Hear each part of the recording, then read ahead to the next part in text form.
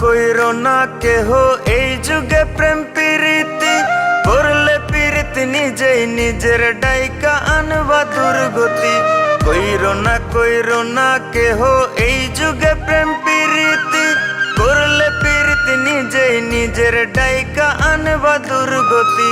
দেখতে শুনতে রূপবতী, স্বভাবে সে বেমান জাতি, দেখতে শুনতে রূপ